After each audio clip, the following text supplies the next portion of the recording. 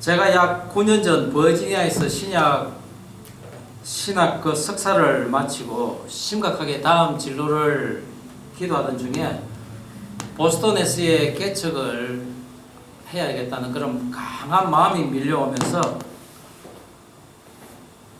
한번 가봐야 되겠다 하는 그런 생각을 했었습니다.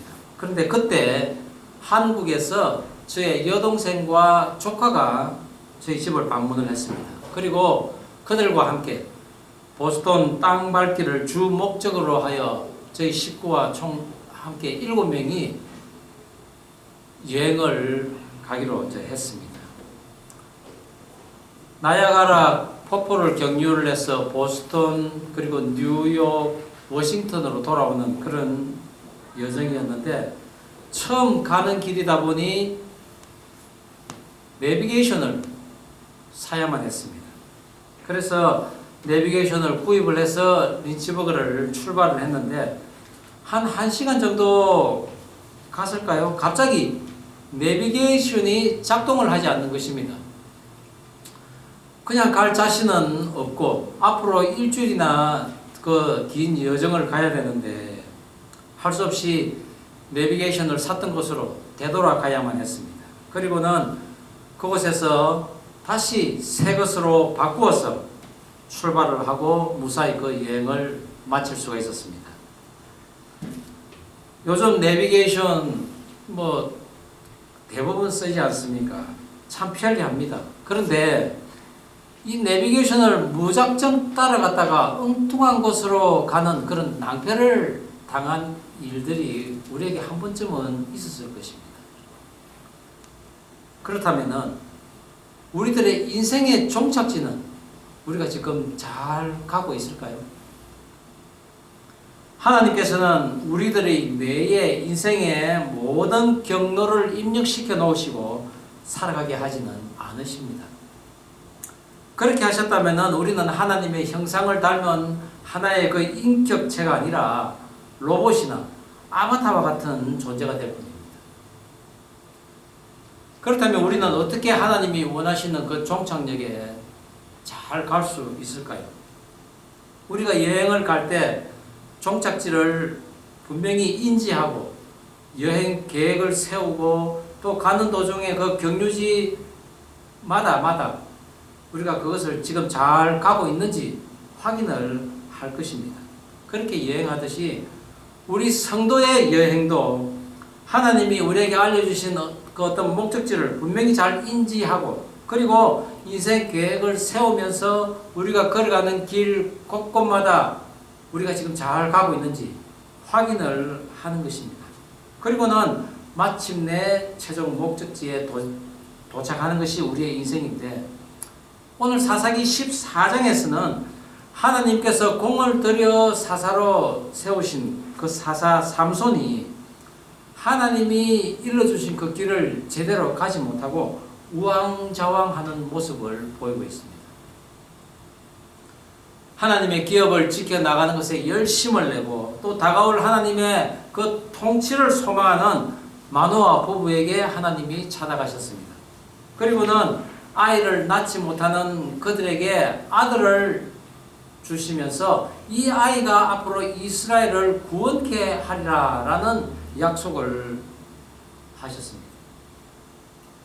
그러시면서 하나님께서는 어떤 지침을 내리셨는데 이 아이는 나시린이 될 것이라 태어날 아이는 이 나시린이 되어서 평생 동안 하나님께 바쳐진 자가 되어서 머리에 삭도를 대지 말 것이요 포도주나 독주를 마시지 말고 부정한 것을 먹지 말고 그리고 내가 명령한 것을 다 지켜 행하리라고 그렇게 길을 분명히 가르쳐 주셨습니다. 이처럼 삼손은 하나님이 지시한 길을 걸어갈 수 있도록 주소를 받고 태중에서부터 산모와 함께 교육되어지고 훈련되어지는 가운데 그가 장성하였지만은 하나님이 지시하신 그 목적지를 향해 가지 못하고 자기의 소견대로 걸어가는 그런 모습을 보이고 있는 것입니다. 그는 신실한 하나님의 종이라기보다는 자기 마음에 든다고 결혼을 금하던 이방 여인과 결혼을 하고 또 엄청난 힘으로 사자를 죽이고는 그 시체를 만지지 말라는 나실인의 법을 어기며 그 죽음 안에 있는 꿀을 떠먹고 또 흥을 돋기기 위해 낸 그 수수께끼 때문에 30명의 사람들을 죽이는 그런 길을 걸어가고 있는 것입니다. 그야말로 자기의 욕구대로 모든 일을 처리하는 마치 천방지축과 같은 젊은 청년의 모습을 보이고 있는 이유가 무엇이었겠습니까? 바로 하나님이 일러주신 그 주소를 정확하게 입력을 하지 못했기 때문입니다. 오늘 저는 이 땅의 인생들이 하나님의 주신 목적지에 정확히 도착하기 위해서는 과연 어떤 삶을 살아야 하는지 내 인생의 내비게이터라는 제목으로 사사기 14장을 함께 살펴보고자 합니다. 하나님이 일러주신 목적지를 잘 찾아가려면 첫 번째, 하나님으로부터 오는 경고를 인지하고 바른 길을 갈 수 있어야 한다는 것입니다. 오늘 본문 5절 다시 한번 한 목소리로 읽겠습니다. 시작. 삼손이 그의 부모와 함께 딥나에 내려가 딥나의 포도원에 이른적 젊은 사자가 그를 보고 소리 지르는지라. 나실인의 모습으로 살아가야 할 삼손은 블레셋 여인이 마음에 든다고 하여 그와 결혼하게 해달라고 부모에게 이야기를 합니다. 당시 건동 지방의 이 결혼 풍습은 신부를 데려올 때 신랑이 그 신부의 아버지에게 결혼 지참금을 지불하게끔 되어 있었습니다. 그 옛날 야곱이 그 라헬과 결혼하기 위해서 7년 그리고 또 레아를 먼저 레아와 먼저 결혼했기 때문에 거기서 또 7년 그래서 총 14년 동안 결혼 지참금이라는 명목으로 일을 해야만 했습니다. 그렇듯이 오늘 삼손도 결혼 지참금을 주기 위해서 자기 아버지에게 결혼시켜달라고 하는 것입니다. 그런데 아버지가 뭐라고 했습니까? 우리 이스라엘 중에 너 형제 중에 어떻게 여인이 없어서 딸들이 없어서 할례받지 못한 그 블레셋 여인과 너는 결혼을 하려냐 하며 반대를 합니다. 하지만 삼손이 어떻게 합니까? 내가 그 여자를 좋아하오니 나를 위하여 그 여자를 데려서서 정말 어린아이와 같은 떼를 쓰며 그냥 내가 그 여자를 좋아하니 그냥 그 여자 내게 데려달라고 그래 떼를 쓰는 것입니다. 그렇게 떼를 쓰는 삼손에게 할 수 없이 그 아버지는 승낙을 하고 말았습니다. 삼손이 딥나 여인을 좋아한 까닭에 대해 원문은 그 여자가 내 앞에서 즐거워함으로 라고 되어 있습니다. 이것은 어떤 신앙적인 이유보다는 단지 안목과 정욕에 따른 그런 삼손의 결정이었다는 것입니다. 하나님이 제시한 그 방향을 잘 못 찾고 있었던 것이죠. 그런데 삼손이 굳이 블레셋 여인과 결혼하는 것에 대해 오늘 본문에서는 이렇게 이야기합니다. 그때의 블레셋 사람이 이스라엘을 다스린 까닭에 삼손이 틈을 타서 블레셋 사람을 치리함이었으나 그의 부모는 이 일이 여호와께로부터 나온 것인 줄은 알지 못하였더라. 삼손은 어려서부터 하나님의 말씀을 듣고 자랐을 것입니다. 물론 예배도 잘 드렸고요. 먹을 것을 구별하고 사사로서의 율법도 지키고 그리고 장성하자 이스라엘을 위한 비전을 보기 시작했는데 그것은 이스라엘을 괴롭히는 블레셋을 보기 시작했던 것입니다.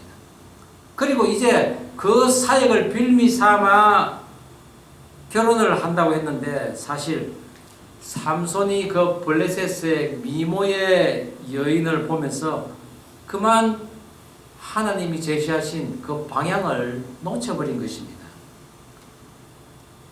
그것은 바로 오늘 삼손의 이야기가 시작되면서 어떻게 시작됩니까? 그가 딥나의 여인을 찾아가는 것으로 시작됩니다. 그렇습니다. 어떤 정욕이 삼손에게 직접 임해서 그것으로 인해서 실패를 예견하는 그런 모습이라는 것입니다. 이러한 삼손은 자기 몸을 구별하여 하나님께 드려진 바 된 나실인으로서 당연히 이방 여인과 결혼을 하면 안 되는데도 불구하고 그 여인과 결혼을 강행을 하는 것입니다. 거기다가 그 여인과 결혼하는 과정에서 그 여인의 집에 가며 포도원을 경유해서 내려가는데 그 길에서 사자를 만나는 것입니다. 민수기 6장 3절에는 나실인에 대한 규범이 나와 있습니다. 우리 함께 읽어볼까요? 포도주와 시작. 포도주와 독주를 멀리하며 포도주로 된 초나 독주로 된 초를 마시지 말며 포도즙도 마시지 말며 생포도주나 금포도도 먹지 말지니 포도로 만드는 어떤 음료나 음식도 먹지 말아야 되는 것이 나실인의 규범입니다. 그런데 오늘 삼손은 지금 포도밭을 간 것입니다. 그가 우연히 간 것이 아니라 작정하여 갔을 것이라는 것이죠. 그리고 그곳에서 사자를 만났는데 오늘 본문에서는 사자가 소리를 질렀다라고 합니다. 이것은 하나님의 말씀을 어긴 것에 대한 일종의 경고의 메시지였습니다. 발람이 모압 왕 그 발락의 요청으로 이스라엘을 저주기 위해 자기 집을 떠나서 이제 모압 땅으로 갈 때 타고 가던 나귀가 길에 선 여호와의 사자가 칼을 뺀 모습을 보고는 길을 벗어나고 또 그 담벼락에 그 발람의 발을 짓이기는 등 이상한 행동을 하자 이 발람은 그 나귀를 마구 때립니다. 매를 때리는 그 발람에게 나귀가 말을 합니다. 아니, 내가 지금까지 주인을 섬겨왔는데 왜 때리냐고 이야기를 하죠. 그러자 나귀가 말을 하는 소리를 듣고 번쩍 그의 영적인 눈이 떠집니다. 그리고는 저 앞에 칼을 빼든 여호와의 사자의 모습을 보게 됩니다. 그것은 곧 이스라엘을 저주하러 가지 말라는 경고였습니다. 그와 같이 오늘 하나님께서는 삼손이 이방 여인과의 결혼을 위해 딥나로 내려가자 사자를 보낸 것이죠. 그리고 그의 행동에 대해 지금 제동을 걸고 있는 것입니다. 너는 나실인이 아니냐. 그런데도 이방 여인과 결혼을 하려고 그러고, 그리고 이렇게 포도원에는 어쩐 일이냐 라는 하나님의 음성이 마치 들리는 듯 한 것입니다. 그러나 삼손은 그 사자를 염소 새끼같이 찢어주겠다고 합니다.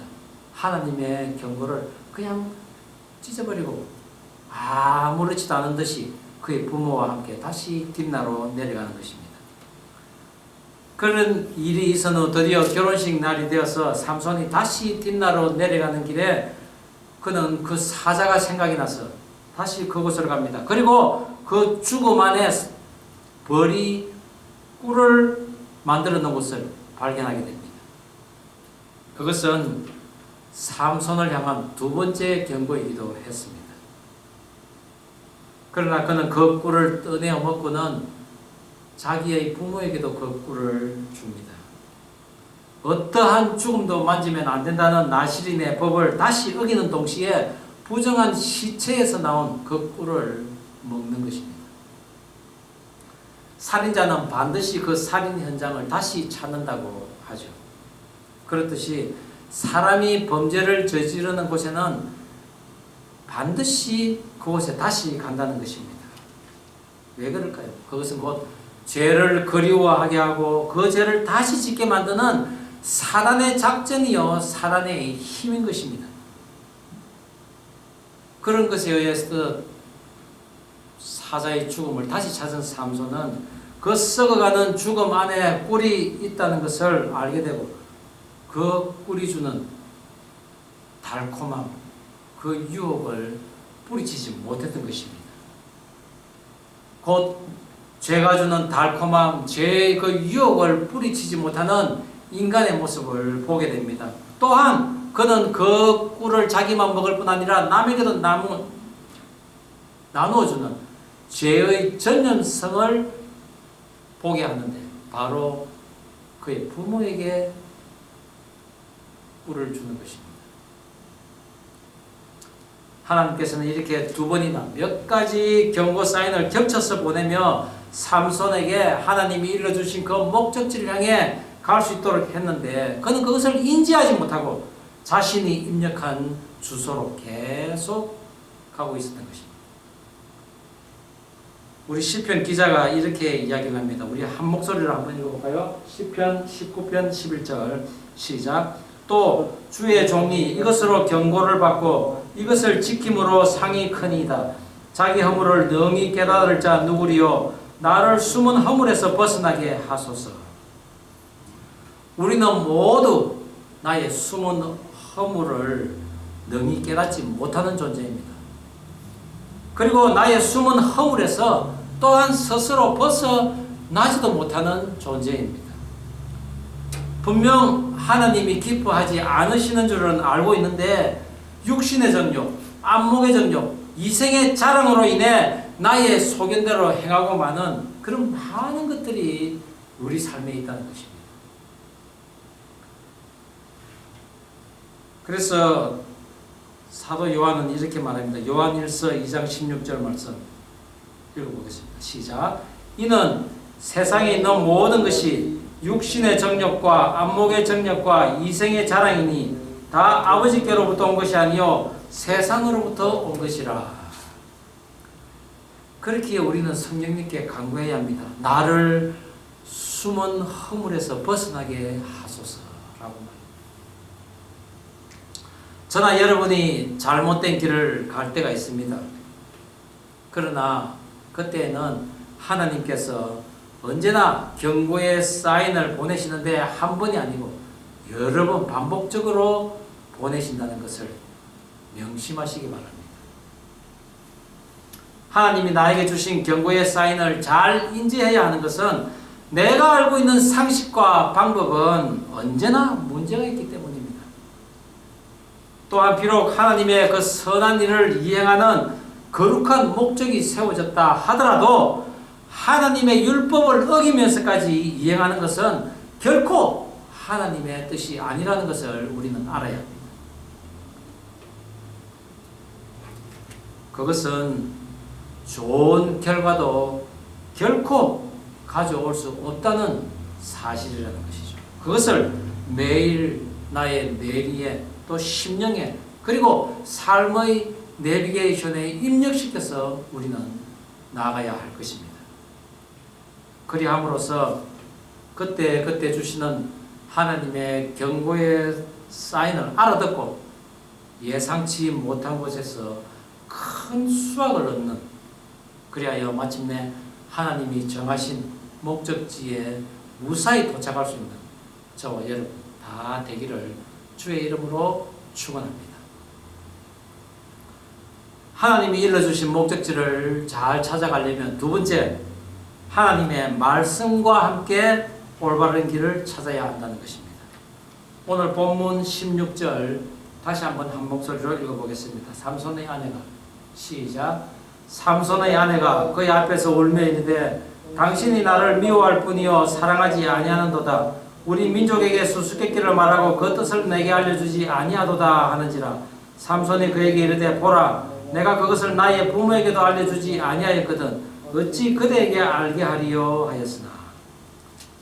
민수기 6장 6절에서는 자기의 몸을 구별하여 여호와께 드리는 모든 날 동안 시체를 가까이 하지 말라는 이 나실인의 규범이 있는데, 이 삼손이 부모와 함께 딥나에 내려갈 때 사자를 만난 사실은 물론이요 그 사자를 죽여서 그 죽음에서 꿀을 떠와 먹었다는 그 사실조차도 알리지 않는 것입니다. 그리고 그가 사자를 만난 곳이 어디입니까? 포도원입니다. 그것을 봤을 때 그 부모는 적어도 믿음의 사람이었던 믿음의 사람이었던 것 같습니다. 왜냐하면 그 아들과 같이 나시린의 삶을 함께 살아야 했기 때문입니다. 그래서 당연히 그들은 포도나무의 그 열매를 먹지 않았을 것입니다. 포도원을 빙 돌아갔다는 사실입니다. 삼손이 그 포도원에서 사자를 만날 때 그 부모는 거기 없었다고 분명히 성경은 이야기하고 있습니다. 그들은 떨어져서 포도원을 돌아간 거죠. 그러나 삼손은 포도를 먹으려고 했는지 포도원을 지나서 그것도 시체에 있는 그 꿀을 먹고 부모에게도 먹게 한 후에 말을 하지 않습니다. 잘못된 길을 가고 있는 자는 믿음의 사람과 의논도 하지 않고 더군다나 하나님의 말씀도 따르지 않는 자라는 것이죠. 그런 사람들이 혼자 있으니 당연히 하나님이 정하신 그 목적지로 갈 수가 없는 것입니다. 그렇게 하나님의 그 경고를 무시한 삼손이 결혼식에 이제 참석을 하게 됩니다. 이 블레셋 여인의 집이 상당히 영향력 있는 집안이었던 것 같습니다. 결혼 잔치도 7일간 행하고 그리고 삼손을 위해 청년들도 30명이나 불러오는 등 어쨌든 잔치가 크게 지금 진행되고 있습니다. 그러다 삼손이 흥을 돋구기 위해서 그 청년들에게 수수께끼를 냅니다. 너희가 내가 낸 이 문제를 맞추면은 내가 배옷과 겉옷을 너희에게 다 줄 것이다. 그런데 너희들이 그것을 못 맞춘다면은 너희들이 나에게 배옷과 겉옷 각각 30벌을 나에게 줘야 된다라고 합니다. 그 청년들 우리가 30명이나 됐는데 그것을 못 맞추겠냐는 듯이 흔쾌히 동의합니다. 역사가들에 의하면은 당시 고대 근동에서는 잔치집에 종종 이런 수수께끼를 주고받는 그런 풍습이 있었다는 것입니다. 삼손이 드디어 수수께끼를 냅니다. 먹는 자에게서 먹는 것이 나오고 강한 자에게서 단 것이 나오는 것이 있는데 이것이 무엇이냐라는 것입니다. 바로 삼손이 사자를 죽여서 그곳에 있는 꿀이 나온 것을 먹게 되었다는 의미였죠. 30명 가운데 누구라도 풀 수 있을 것이라고 장담했던 그 청년들은 허를 찔린 것입니다. 도대체 맞출 수가 없습니다. 7일 안에 풀어야 되는데 사흘이 지나가자 초조해진 그들은 삼손의 아내에게 협박을 합니다. 너가 만일 답을 알아내지 못한다면은 너와 너희 아버지 집을 불사르리라 라고 합니다. 그러자 그 아내는 삼손에게 매달리기 시작합니다. 그러나 삼손이 뭐라고 합니까? 내 부모에게도 알려주지 않았는데 당신에게 어떻게 알리겠느냐. 부모와도 아내와도 상의하지 않는 그런 삼손의 모습을 보게 됩니다. 그야말로 알 수 없는 길을 가는데 마치 지도에도 없는 길을 깜깜한 암흑과 같은 그 밤에 혼자 지금 가고 있는 것입니다. 잘못된 주소를 가지고 말입니다.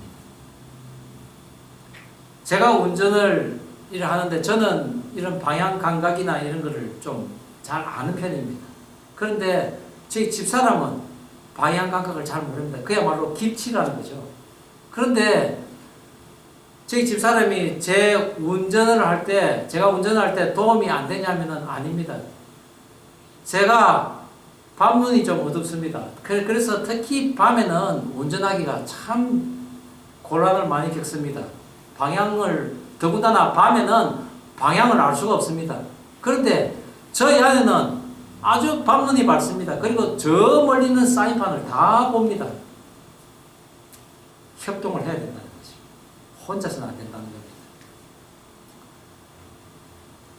나는 어떤 문제가 있을 때 과연 함께 의논할 사람이 있습니까?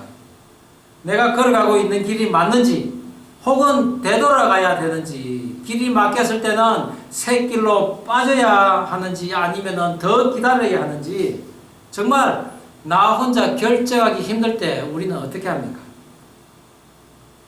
혼자 결정하고 혼자 가는 사람 대부분이 잘못된 길을 선택할 수 있기에 하나님께서는 이렇게 믿음의 공동체의 교회를 이 땅에 세우신 것입니다.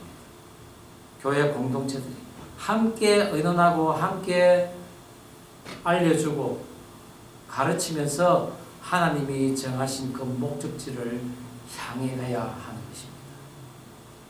물론 아내와 남편 그리고 결혼하지 않았으면 부모에게 또는 형제들에게 상의하며 모든 일을 진행하면 좋겠지만은 그래도 안 될 때는 교회 성도들끼리 서로 의논하고 길을 찾아야 하는 것입니다. 그러나 무엇보다도 믿는 자는 계속해서 하나님께 물어야 합니다. 그 방법이 무엇입니까? 바로 이 성경입니다. 우리가 매일매일 성경을 읽고 기도하고 묵상하는 것입니다. 그럴 때 우리는 올바른 길을 갈 수 있는 것이죠. 오늘 본문에서 삼손이 수수께끼를 낸 것은 하나님께서 인간들에게 수수께끼 같은 인생의 문제를 던져놓은 모습이라고 할 수 있습니다. 그래서 야고보는 이렇게 이야기하고 있습니다. 야고보서 1장 5절 한 목소리로 읽어보겠습니다. 시작. 너희 중에 누구든지 지혜가 부족하거든 모든 사람에게 후히 주시고 꾸짖지 아니하시는 하나님께 구하라. 그리하면 주시리라. 하나님께 묻고 구하여서 답을 받는 저와 여러분 다 되기를 주의 이름으로 축원합니다. 삼손이 답을 알려주지 않자 그의 아내는 당신이 나를 사랑하지 않은 연고라 하며 떼를 쓰자 마침내 삼손은 답을 알려줍니다. 그리고 그 아내는 즉시 그 답을 가지고 블레셋 청년들에게 달려갑니다. 그들이 삼손에게 다시 와서 외칩니다. 무엇이 꿀보다 달겠으며 무엇이 사자보다 강하겠느냐. 삼손이 진 것입니다. 화가 난 삼손은 블레셋의 5성읍 중 하나인 그 아스글론으로 가서 30명을 죽이고 베옷과 겉옷을 빼앗아 그들에게 주고는 자기 집으로 돌아가 버렸습니다.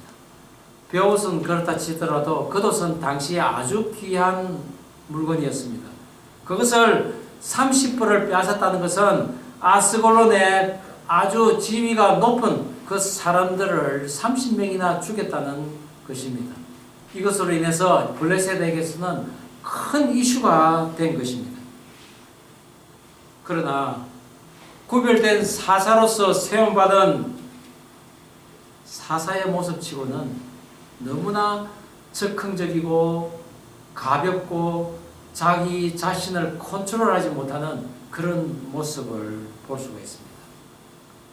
그럼에도 불구하고 삼손이 사자를 죽일 때 그리고 아스글론의 30명을 죽일 때 특별한 표현이 있는데 그것은 바로 여호와의 영이 강하게 임하며 라는 표현입니다. 비록 하나님이 정하신 그 나시린의 삶을 제대로 살아가지 못한 삼손이라 할지라도 그를 통해서 이스라엘을 구원하시겠다는 하나님의 큰 뜻은 계속 진행되고 있음을 보여주고 있는 것입니다. 우리가 하도 힘들 때 정말 이 순간이 멈춰졌으면 좋겠다. 이 지구가 멈추면 좋겠다라는 생각을 할 때가 있습니다.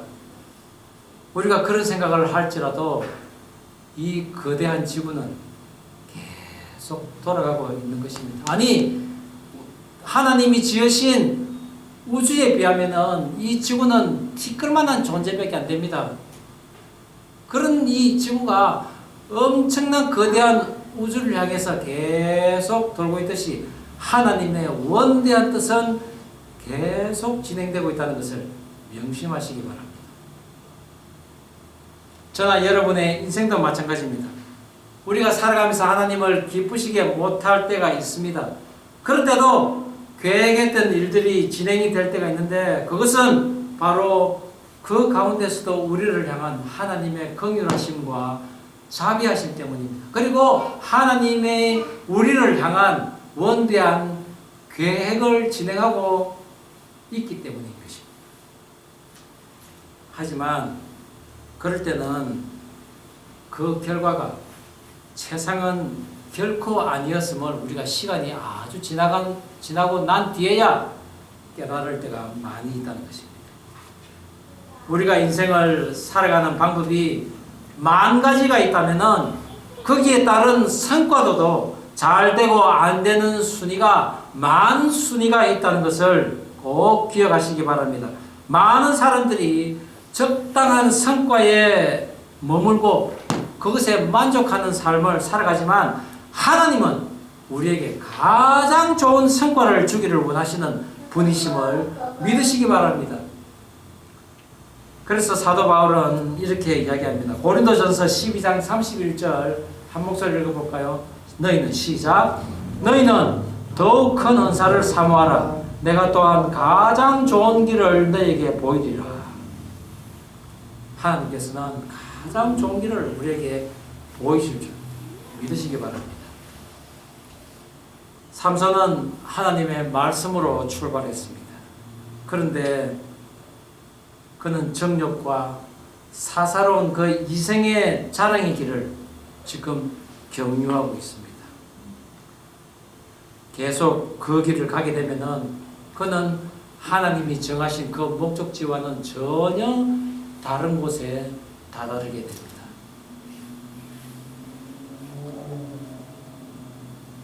유월절 만찬이 끝난 후 조금 있으면 십자가의 길을 걸어갈 것을 알고 계신 예수님께서는 제자들에게 하나님께로 가는 올바른 길, 정확한 길을 가르쳐 주셨습니다.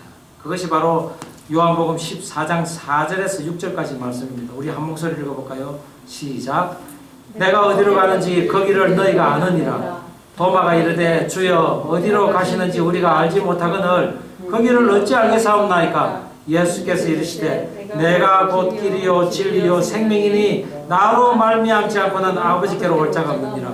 바로 예수 그리스도가 걸어가신 십자가의 길이 하늘 아버지에게로 가는 곧 우리가 걸어가야 할 길입니다.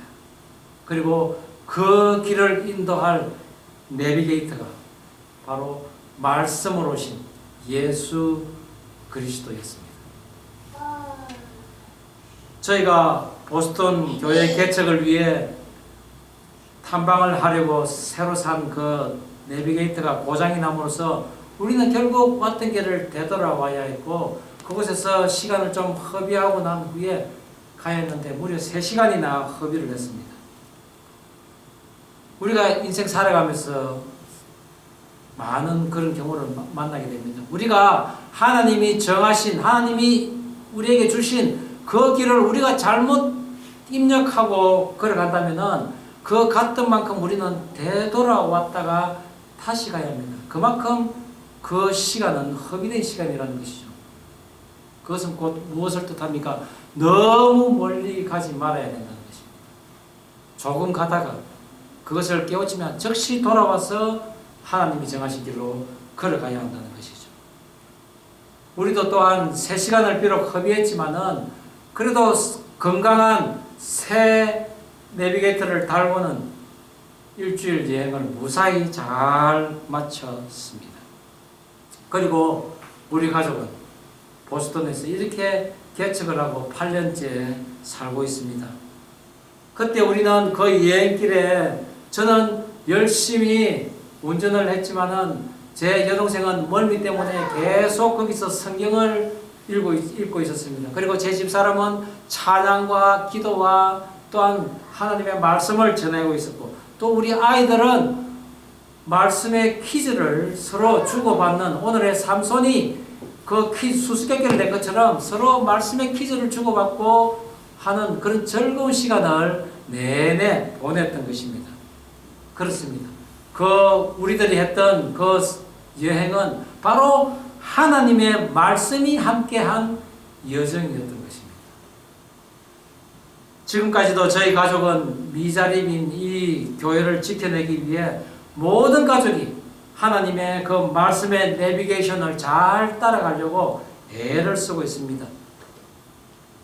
그 사역에 여러분도 함께 동참하여 말씀을 배우고 익히다가 성경이 제시하는 그 길이 보이는, 그리하여 하나님이 지시하신 그 목적지에 무사히 잘 도착하는, 그리하여 늘 하나님이 주시는 축복을 받고 마침내 하나님의 영원한 안식에 들어갈 수 있는 축복된 성도가 되기를 주의 이름으로 축원합니다.